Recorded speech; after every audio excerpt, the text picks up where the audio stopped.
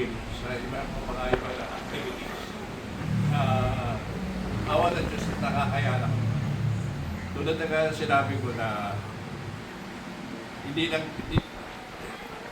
dito sa Opus for Christ ay dati na po kami nag-NP. 8 years kami active sa Parang sa kanila, health lang ang makakapigil no? Kasi halos sa simbahan na sila tumira mag-asawa Ngayon, dahil nga sa yung lagi namin pinapanalangin naman, magkakaroon na kami ng baby na parang naano ko na kaya hanggang wala pa. Ako na lang ang kunin niyo. Pero na-realize ko din na talagang may plano. May rason po. Ay, hindi naman lahat ng gusto natin Ibigay na. Kaya dito, sabi nga nila, Brother Rudy, kayo mag-asawa sa ibang yun. Nakaano sa inyo yung electric pa rin? Kailang yun? May minister ka na, ano pa? Nights. Knights of Columbus, ano ba siya? Couples for Christ. Couples for Christ. Yung uli-uli, Couples for Christ. At saka meron pa yung Soldiers of Christ. Soldiers of Christ. Yun naman yung Soldiers of Christ. Ang siniservisa namin, mga police. Lahat ng over. Umabot kami at ang Bisaya, Mindanao. Layo. 3 days ang namin. Yun ang pinagpapitan. Ilang taon na kami na 35 years na yata. 35 years na Oo. yan. And counting.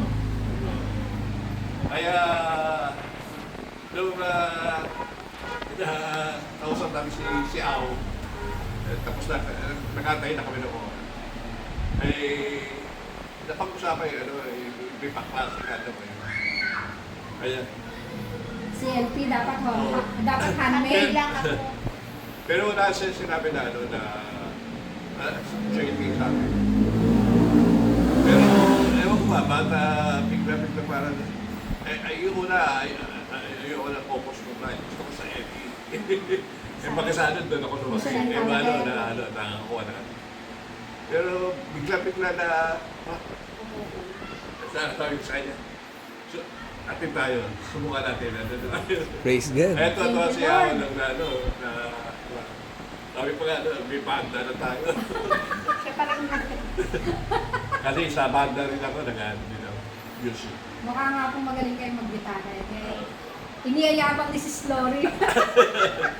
Kaya, yun nga, siguro talaga sabi ko, kakayanin ko. Ang dami ko na activity Ministry. Na mga iba-iba. Pero, awa ng Diyos ay nakakaraos na, sabi ko, at unang-unang pinasasalamatan ko sa Diyos. Hindi katatapos na ng araw ako. Hindi ko akalain You're blessed po. Noon pa, sabi ko, hindi ako aabot ng 20 years. So, siguro mga pinapalo na yung 70.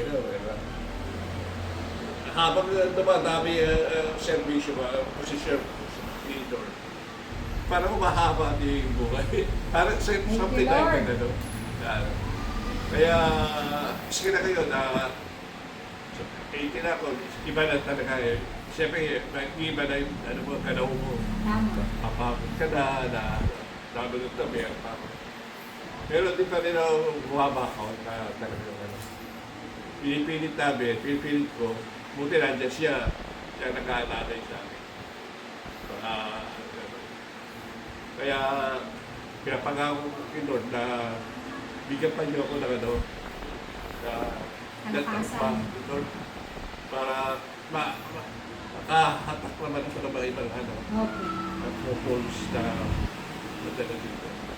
Hindi naman, kung nagsusolo naman sa Knight of Columbus, walang laki. Kaya yun ang naging vision ko na ako ng Diyos na talagang lahat bibigay niya. At awan tayo ng Diyos ay mga anak ko ay mga successful lahat. Ito sa Amplonica, nasa Oo. Diyan sa Yes. Canada.